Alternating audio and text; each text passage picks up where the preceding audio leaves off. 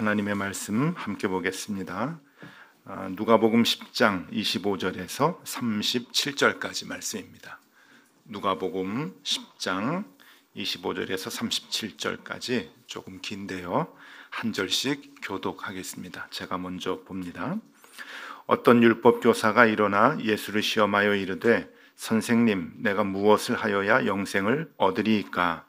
예수께서 이르시되, 율법에 무엇이라 기록되었으며 내가 어떻게 읽느냐? 대답하여 이르시되, 내 마음을 다하며 목숨을 다하며 힘을 다하며 뜻을 다하여 주 너의 하나님을 사랑하라. 또한 내 이웃을 내 자신같이 사랑하라 하였나이다. 예수께서 이르시되, 내 답이 옳도다. 이를 행하라. 그러면 살리라 하시니, 그 사람이 자기를 옳게 보이려고 예수께 여짜오되, 그러면 내 이웃이 누구니이까? 예수께서 대답하여 이르시되, 어떤 사람이 예루살렘에서 여리고로 내려가다가 강도를 만나매 강도들이 그 옷을 벗기고 때려 거의 죽은 것을 버리고 갔더라.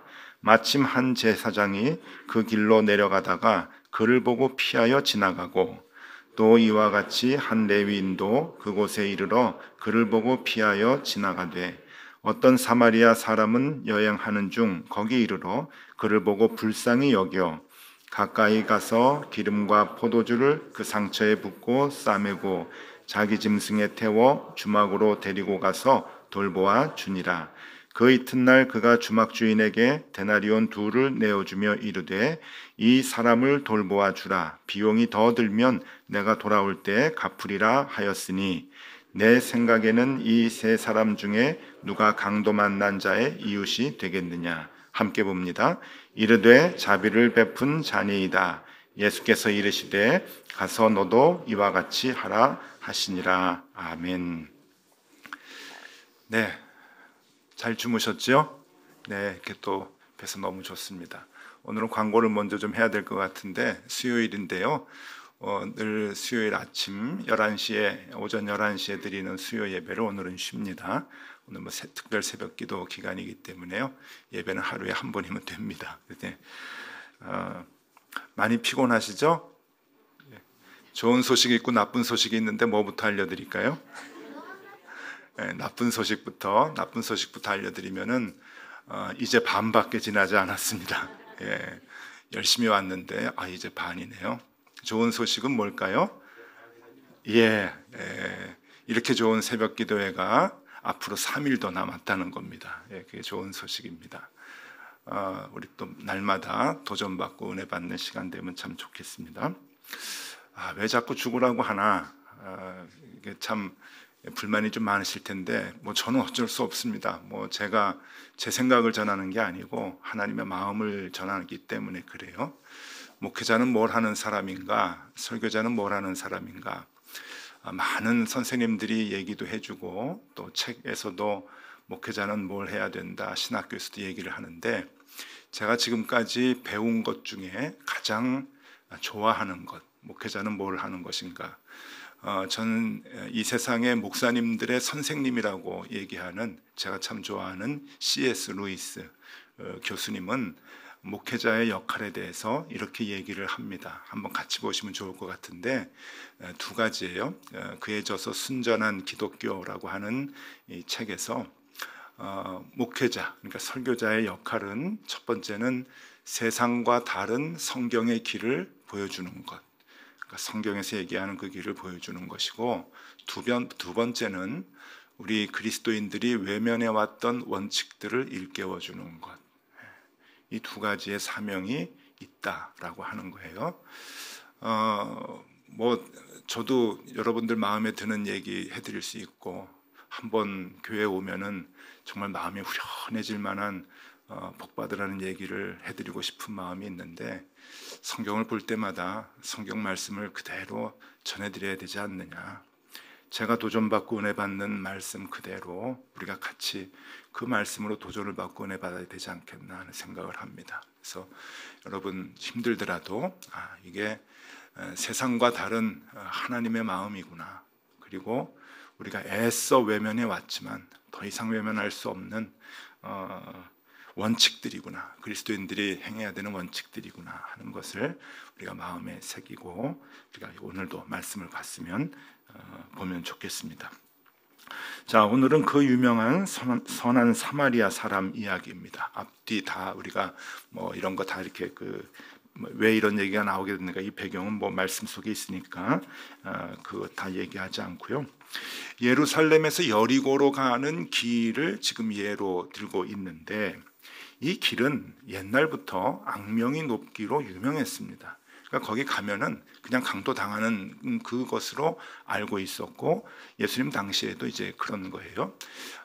그 길이 이제 지형을 좀 이제 알려드리면은요, 그림을 한번 보시면은 조금 복잡한 그림이긴 한데, 여리고, 빨간 글자로 여리고라고 이제 썼고요. 그리고 그 위로 쭉 올라가면은 예루살렘이 있습니다. 이게 이제 그 해발 고도를 이제 얘기해 주는 그림인데, 자, 이 여리고는 그 가운데 굵은 선이 하나 있는데, 그것이 이제 그 해수면입니다. 그러니까 바다 이제 그 높이고, 그 여리고는 그것보다 훨씬 밑이에요. 사해가 그 해저 한 400m가 되고, 여리고는 한 300m 정도 된다고 생각하면 됩니다. 해수면보다 300m가 낮아요. 그리고 예루살렘은 해발 고도가 한 800고지입니다. 그러면은 그 적어도 이 그 차이가 1000m인, 그러니까 그 1000m인 거예요. 1km의 차이가 있고, 거리는 예루살렘하고 여리고가 한 30km 정도 됩니다. 그러니까 계속 이렇게 내리막길, 여리고에서 예루살렘으로 가려면 이제 계속 오르막길이라고 이제 보면 되는 거예요. 이게 이제 어디하고 똑같은가 하면은, 제가 어저께 그 구글 지도를 보고 이제 다 찾아봤는데, 똑같은 데가 어딘가 하면은 대관령 휴게소에서 경포대 해수욕장까지입니다. 그러니까 길이도 거리가 30km고 고도 차이도 1km예요. 딱. 그러니까 여러분 그 차로 가도 이게 대관령에서 그 경포대 해수욕장에서 대관령 그 휴게소까지 가려면은 계속 오르막길이잖아요. 차도 벅찬데, 이게 이제 그런 게 경사도가 있는 이제 그런 이제 지대라고 보면은 됩니다. 사진을 좀 한번 보여드릴게요. 그 경사도가 이제 어떻게 되어 있냐면, 길이 저기 이제 골짜기가 길인 거예요. 골짜기 안에가. 저 사진은 제가 직접 찍어 가져온 겁니다. 골짜기 안에가 이제 그 이제 길인데, 그 길로 이제 어둡죠. 어두운 길로 이제 계속 내려가는 건데, 저기 보면은 조금 자세히 좀 들여다 보면은요, 저기 무슨 집 같은 게 하나 있잖아요. 저희가 무슨 집인가 하면은 이 선한 사마리아 사람이 그 있었던 지역에 기념교회를 이제 세워놓은 건데, 이거는 뭐 얘기를 한 거지 거기서 사건이 일어났다라고 하는 건 아니잖아요. 근데 나중에 기념교회를 이렇게 세웠는데, 저기 보면 이제 길들이 있는 거예요. 저런 길로 이제 내려가는데, 저기는 이제 무조건 가면은 강도를 이제 만나게 되고요. 그 19세기까지 그러니까 지금부터 얼마 안 됐잖아요. 19세기까지 저 지역을 여행하기 위해서는 저 지역에 사는 족장에게 그 통행세를 내야 됐다 그래요.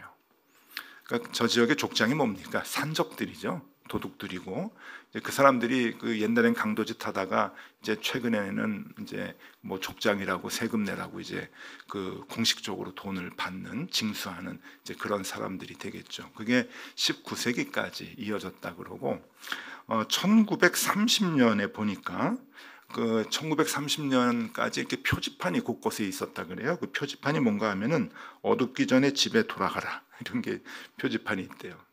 나 보장 못하니까 뭐 알아서 가라, 이제 그런 이제 그 표지판이 20세기까지 있었으니까, 여러분 저기는 그냥 가면은 다 털린다, 이렇게 생각을 하면 되는 이제 그런 지역입니다.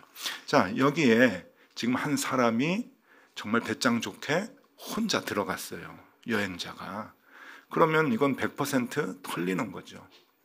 이걸 잘 아셔야 됩니다. 이따 이게 어떤 의미인가라고 하는 것이 이제 다시 나오는데, 지금 무모한 사람이죠. 무모한 사람, 자기의 오판으로 인해서 지금 강도를 당한 이제 그런 사람이 나오고, 화를 자초했죠.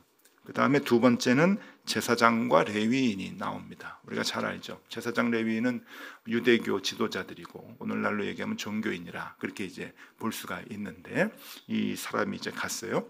이 사람들이 이제 갔는데 이 사람들이 못된 사람들이다, 어떻게 다 피하냐라고 생각할지 모르지만 나름대로 율법을 지금 지키는 거죠. 민수기 19장 11절 말씀에 보면은 사람의 시체를 만진 자는 이레 동안 부정하리니, 이제 이렇게 나와요. 이레 동안, 일주일이죠. 그러니까 요즘 말로 얘기하면은 코로나 걸리면 일주일 격리다, 이런 것과 마찬가지예요. 아무 일도 못 하는 거예요. 뭐 제사도 못 하고 사람들 만나지도 못하고, 하여튼 격리돼 가지고 정결함을 얻을 때까지 사람들을 만나지 못하는, 아무 일도 못 하는 이제 그런 상황이 되는데, 이 율법을 지키기 위해서 죽은 사람을 만지면 안 돼요. 근데 이제 거반 죽게 되었다라고 했는데 숨이 붙어 있는지 죽은지는 잘 모르겠지만 죽은 것으로 이제 보겠죠. 그러니까 그만큼 그 여리고 길이, 예루살렘의 여리고 그 골짜기가 죽은 사람들이 이렇게 늘 있었던 것 같아요. 강도를 만나서 상해를 받은 사람, 또 이렇게 죽어나간 사람, 이런 사람들이 있었기 때문에 이게 특별한 일이 아니었다는 거겠죠. 그러니까 이 제사장과 이 레위인이 아마 이 말씀을 지키기 위해서 그냥 지나쳤을 것이다. 그게 이제 맞을 것 같아요. 그리고 이제 세 번째로 이제 선한 사마리아 사람이 나와가지고 이제 고쳐줬다.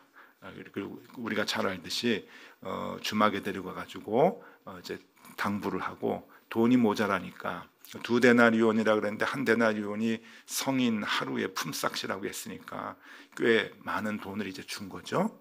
이틀치를 주고 고쳐달라. 모자라면 내가 다시 올 때 다시 그 나머지 값을 치르겠다. 이제 그러고서는 이제 그 맡기는, 이제 이러한 끝까지 책임지는 이러한 그 모습을 이제 볼 수가 있습니다. 자, 교훈이 뭘까요? 우리가 뭐 너무 잘 알죠. 교훈이 잘 아는데 한번 아는 교훈을 오늘은 정리를 좀 해보도록 하겠습니다. 여러 가지 교훈이 있겠지만 저는 중요한 것이 두 가지라고 봅니다. 두 가지. 첫 번째는 이웃을 구분하지 않는다. 누가 이웃이냐라고 하는데 그 이웃에 대한 구분을 하지 않는다.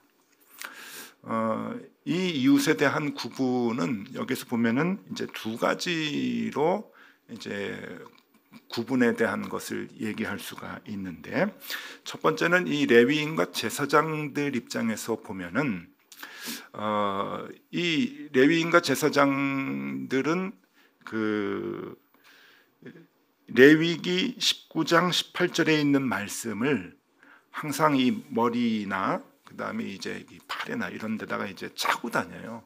그래서 이제 말씀을 이제 보는데 그걸 테필린이라고 하죠.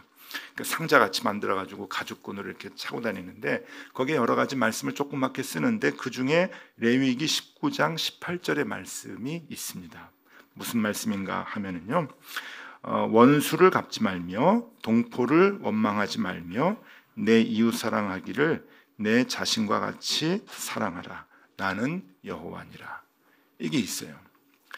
그 조그마한 테플린에 모든 구약의 말씀, 율법의 말씀을 다 쓸 수 없잖아요. 그러니까 중요한 것들을 몇 개를 써가지고 늘 그것을 보면서 하나님의 말씀을 상기하고 이제 그러는데, 그 말씀 중에 레위기 19장 18절의 말씀이 있다는 거예요. 내 이웃을 내 자신과 같이 사랑하라. 내 이웃을 내 자신과 같이 사랑하라. 자, 그런데 이 강도 만난 사람이 사마리아 사람인지 유대인인지 그거는 잘 모르겠어요. 도와준 사람이 사마리아 사람이겠죠. 그리고 여리고 사람인지 뭐 예루살렘 사람인지 그것도 이제 잘 모르겠어요. 그런데 이 그 유대인들은 유대인들만 사랑하기로 작정한 사람들이에요. 왜냐하면은 내 이웃을 내 몸과 같이 사랑하라라고 했을 때 그 내 이웃을 범위를 유대인들은 정해놓은 거예요. 그것은 유대인들끼리만 사랑할 수 있는 말씀이다라고 하는 거고, 유대인 이외의 사람들, 그리고 지금 상황이 뭐 죽어가는 사람들, 이런 사람들에게는 적용이 되지 않는다고 스스로가 결정을 했어요. 그러니까 말씀을 이마에다가 채우고 그 다음에 팔목에다가도 두고 매일매일 읽으면서 살아도 그 말씀을 지킨다고 생각을 하고 있는데, 왜냐하면 자기네들이 그 말씀의 범위를 딱 고정시켜 놨기 때문에 그런 것이죠. 그러니까 이웃을 이 사람들은 구분을 하고 있는 거예요. 유대인들만 돕는다, 우리는. 그것이 하나님의 말씀이다. 그래서 이 첫 번째로는 이 자기네들의 그 사랑하지 않음에 대한 정당성을 스스로 갖고 있어요. 우리의 사랑의 범위가 넘어갔습니다, 아닙니다 라고 하는 그러한 그 마음이 있는 거죠. 못됐죠, 못됐어요. 근데 여러분, 이게 우리에게도 있어요. 하나님의 말씀을 우리 스스로가 해석을 하고 그 범위를 정해가지고 그 하나님의 말씀만 우리가 실천하겠다. 그래서 실질적인 그런 그 일들을 하지 않는 그런 경우도 좀 많이 있겠죠. 그게 이제 그 구분에 대한 첫 번째이고요. 또 하나는 지금 이 강도 만난 사람은 자기 자신의 잘못으로 어려움에 처해 있어요. 그렇죠? 그 화를 자초한 거죠. 그러니까 성격이 무모한 것 같아요. 혼자 가면은 절대로 안 되는 곳이고, 가면은 반드시 강도를 만날 가능성이 100%인데 갔단 말이에요. 또 혼자 갔단 말이에요. 그러면 이 책임은 온전히 자기 거죠. 그 사람 거죠. 그러면은 자기가 무모해가지고 상황이 힘들게 되고 나빠지고 그랬는데 그것까지도 도와줘야 되는가 하는 구분을 우리가 생각할 수가 있어요. 그런 의미에서의 이웃에 대한 구분을 하지 말아라 라고 하는 거예요. 그러니까 이제 첫 번째, 두 번째 이걸 다 생각해 보면은 그래요. 자, 이스라엘 사람들은, 유대인들은 유대인들만 사랑하겠다라고 범위를 잡아놓은 거, 우리에게는 어떻게 적용할 수 있나요? 나 좋아하는 사람만 좋아하는 거고, 나를 미워하고 나를 시기하고 질투하고 나를 욕하고 다니고 나에 대해서 뒷말하고 다니고 하는 사람들에 대해서 사랑할 수가 있겠는가? 그들을 품을 수가 있겠는가? 라고 하는 질문에 우리도 울타리를 치는 건 마찬가지죠. 그리고 또 그 잘못된 거는 그 사람 성격 탓이지, 그 사람이 무모해서 그런 것이지, 그것까지 내가 책임질 수 있나요? 내가 책임질 의무가 있나요? 성경은 구분하지 말라 그럽니다. 이게 우리에게 도전이죠. 그러니까 사랑은 쉬운 게 아니에요. 그리스도의 사랑을 나타낸다고 하는 것은 그 범위를 잡지 말라는 거죠. 그 범위를 깨라고 하는 거예요.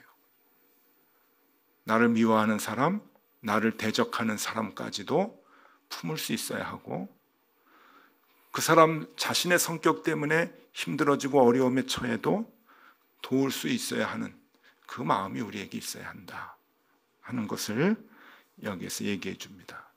그러니까 여러분, 첫 번째로 이웃을 구분하지 않는다. 이웃을 구분하지 않는다. 나 싫어하는 사람은 밉죠. 특히 나 욕하고 다니는 사람은 진짜 때려주고 싶어요. 때려주지는 못해도 똑같이 욕해주고 싶고, 근데 그러지 말아라. 그러지 말아라. 그러면 안 된다. 그 사람 탓이지 그것까지 내가 책임져야 돼요? 책임져라. 주님께서 그렇게 얘기해 주고 계십니다. 자, 두 번째, 우리에게 주는 교훈. 두 번째, 반드시 나의 희생이 동반되어야 한다. 이웃사랑에는 희생이 동반되어야 한다. 특히 어떤 희생인가? 금전적 희생을 얘기합니다. 금전적 희생. 우리가 이웃을 사랑하는 데 있어서 요한 1서 많이 보는데, 요한 1서 3장 18절에 이런 귀한 말씀이 있죠. 요한 1서 3장 18절 이렇게 나옵니다. 자녀들아, 우리가 말과 혀로만 사랑하지 말고 행함과 진실함으로 하자. 제가 생일을 당하면은 우리 높은 뜻 교회에 많은 목사님들이 저한테 카톡으로 축하합니다, 축하합니다 그래요. 그래서 제가 이제 답장을 보내죠. 자녀들아, 우리가 말과 혀로만 사랑하지 말고 행함과 진실함으로 하자. 우리가 늘 쓰는 얘기예요. 행함과 진실함으로 하자. 그럼 여기서 행함과 진실함은 뭘까요? 행함과 진실함. 요한 1서 3장 지금 18절 읽어드렸어요. 근데 바로 그 앞절을 봐야 이걸 이제 우리가 알거든요. 행함과 진실함이 뭔가. 요한일서 3장 17절 말씀 읽어드리면, 누가 이 세상의 재물을 가지고 형제의 궁핍함을 보고도 도와줄 마음을 닫으면 하나님의 사랑이 어찌 그 속에 거하겠느냐. 이 말씀 뒤에 18절 읽어드릴게요. 자녀들아, 우리가 말과 혀로만 사랑하지 말고 행함과 진실함으로 하자. 행함과 진실함은 무슨 얘기인가요? 돈 얘기예요, 여러분. 앞뒤 자르고 보시면 안 돼요. 돈 얘기를 하다가 지금 행함과 진실함으로 해야 된다고 이게 성경에서 우리에게 말씀하고 계시는 거죠. 그러니까 우리가 말과 혀로만 사랑하지 말고 이웃을 사랑하기 위해서는, 하나님의 마음으로 사랑하기 위해서는 우리가 갖고 있는 돈의 역할을 해야 된다고 하는 겁니다. 그것에 희생이 있어야 된다고 하는 거예요. 그럼 어느 정도 도와드려야 되나요? 뭐 퍼센테이지 얘기하시는 분도 계시고 뭐 그러는데 그렇잖아요. 퍼센테이지도 가난한 사람이 있고 부자가 있어요. 가난한 사람은 조금만 도와도 삶이 휘청하고, 부자들은요, 가난한 사람들, 보통 사람들은 상상하지 못하는 어마어마한 돈으로 도와도 끄떡없는 사람들이 있죠. 그건 어떻게 구분 지으면 좋을까요? 이건 퍼센테이지로 되는 건 아닌 것 같아요. 그래서 여기에 대해서 저는 지금까지 배우고 들어온 것 중에서 가장 이게 좋다라고 하는 기준이 하나 있는데, 그 기준이 역시 아까 말씀드렸던 C.S. 루이스가 해준 기준이에요. 제가 설교 시간에 언제 한번 말씀드린 적도 있는데 다 잊어버렸을 거라고 생각이 되어서 다시 한번 상기시켜 드리겠는데, 저는 이 기준이 너무 좋아요. 그리고 저도 그렇고 우리 모두가 이 기준에 좀 도전을 받으면 좋겠다 생각을 하는데, C.S. 루이스가 구제에 대해서 이렇게 얘기를 합니다. 역시 순전한 기독교라고 하는 책에서 이렇게 얘기를 하는데, 구제에 쓰는 비용 때문에 가게가 빠듯해지거나 제한받는 일이 전혀 없다면 너무 적게 주고 있는 것입니다. 자기는 하고 싶지만 구제에 돈을 쓰느라 못하는 일이 있어야 합니다. 이것은 가난한 자이건 부자이건 똑같이 적용되는 기준입니다. 그렇죠? 빠듯한 삶을 살아야 된다고 하는 거예요. 불편한 점이 있어야 된다고 하는 거예요. 남을 사랑하고 남에게 구제하고 또 남을 위해서 내가 돕는 그 일 때문에 내가 하고 싶어하는 일을 못하는 일이 있어야 된다는 거예요. 불편한 일이요.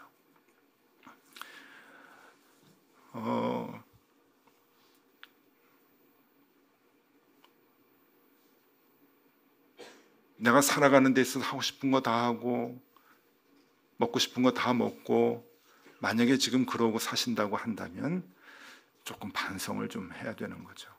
조금 불편할 필요가 있다. 얼마 전에 우리 교회 교인 중에 한 분이 헌금을 하셨어요. 1,000만 원 헌금을 하셨어요. 무슨 헌금이냐 여쭤봤더니 칠순 잔치를 하는데 자녀들이 여행 갔다 오시라고 돈을 모아서 드렸나 봐요. 근데 여행 가는 거, 뭐 늘 가는 거, 뭐 차 타고 어디 나가도 여행인데 꼭 해외 여행 안 가도 괜찮다고, 그래서 선교 헌금을 해주셨어요. 그때 무슨 일이 있었는가 하면은 케냐의 유경일 목사님, 그 거리의 아이들, 나이로비의 거지들, 그 아이들 데려다가 밥 먹여주고 또 교육시키고 직업학교 보내주고 하는 그러한 사역을 하시는데, 어느 고아원에서 땅을 내줘가지고 거기다가 그 양철 슬래트로 이제 그 가건물을 지어놓고 이제 거기서 물탱크 만들어 놓고 물 받아가지고 애들 씻기고 밥 해주고 하는 그러한 그 조그마한 본부 같이, 아지트 같이 이제 그걸 만들고, 그 고아원에서 내준 이제 마당에다가 축구 골대 만들고 배구 네트 만들어 가지고 철봉도 만들고 애들 운동할 수 있게 이제 그것을 했어요. 우리 교회에서 이제 많이 도와가지고 그런 것들을 이제 같이 다 했죠. 코로나 기간 동안에 한국에 좀 나와 계셨잖아요. 들어가지 못하고 케냐에 있기도 어렵고 선교사님들이 한국에 나와서 몇 개월 이제 있다가 들어가셨는데 몇 개월 있다 들어갔더니 다 도둑 맞았어요. 뭘 도둑 맞았는가 하면은 철로 된 거는 다 뜯어갔어요. 돈 되는 거. 그러니까 그 양철판으로 만든 그 지붕 지붕과 옆에 그 벽 같은 건 다 뜯어갔고요. 골조 다 뜯어가고 축구 골대 박아놓은 거 다 뜯어가고 철봉 뜯어가고 배구대 뜯어가고 그리고 나머지 돈 되는 것도 뜯어가고 물탱크도 가져갔대요. 그래가지고 그냥 그 넋이 나가가지고 그 주저앉아서 어떻게 하면 좋겠냐고 그 1,000만 원이 그쪽으로 갔죠. 그래서 다시 보수를 하고 다시 사역을 시작하게 됩니다. 여러분 해외여행 가고 싶어요. 저도요. 근데 가지 말라는 게 아니에요. 조금 불편하자는 거죠. 2번 갈 거 있으면 1번 가고 그리고 좋은데 갈 거면은 조금 좀 숙소도 좀 낮추고 그러면 한쪽에서는 살아요. 그것 때문에. 그런 도전을 받자고 하는 것이죠. 조금 불편하면 좋겠다. 불편해도 죽지 않습니다. 그러나 조금 불편하면 그리스도의 사랑이 전해지는데 충분합니다. 이것은 가난한 사람에게도 적용되는 문제고 그리고 부자에게도 기업 총수에게도 똑같이 적용이 되는 문제예요. 내가 하고 싶은 일을 조금 제어하고 그래서 삶에 조금 빠듯하게 불편할 정도가 될 정도로 우리가 남을 도울 때 여러분 그것이 이웃사랑 아니겠습니까? 오늘 이 주님께서 우리에게 말씀하실 때 영생을 소유한 자, 이게 영생을 소유한 자이죠. 주님의 말씀을 따라서 주님께서 너희도 이와 같이 가서 행하라. 이와 같이 행하라. 행하라고 하는 게 뭡니까? 저는 2가지, 아까 얘기한 2가지, 이웃을 구분하지 않는다. 내가 사랑할 사람만 사랑하겠다. 그게 아니에요. 그 범위는 다 깨야 돼요. 이웃을 구분하지 않겠다. 2번째, 반드시 희생이 동반되어야 한다. 그 희생은 내 에너지가 아니에요. 돈이에요. 돈. 내가 갖고 있는 물질, 그 물질에 대한 희생이 동반되어야 한다. 여러분 오늘도 불편하셨죠? 근데 불편하셔야 돼요. 예수 믿는 거, 거저 믿는 거, 설렁설렁 믿는 거 아닙니다. 생명책에 이름이 기록이 되고 하늘에 우리의 이름이 기록되기 위해서는 설렁설렁해서는 안 돼요. 아주 구체적으로 해야 됩니다. 이건 퍼센테이지로 될 문제가 아니에요. 어느 처지에 있건 우리가 어떤 상황에 있건 가난하건 사장님이건 우리의 생활이 조금 빠듯하고 불편할 정도로 우리가 이웃들을 사랑할 수 있어야 합니다. 여러분 오늘 우리가 그 결단 하시면 참 좋겠고 그 도전 받으시면 참 좋겠습니다. 주님께서 칭찬하시는 우리 덕소교회 교우들이 다 될 수 있기를 바랍니다. 아멘 소리가 작았어요. 다시 한번 할까요? 우리 모든 교우들이 그렇게 하나님의 복을 받는 교우들 다 되면 좋겠습니다. 네, 우리 같이 찬양할까요? 낮은 해처럼.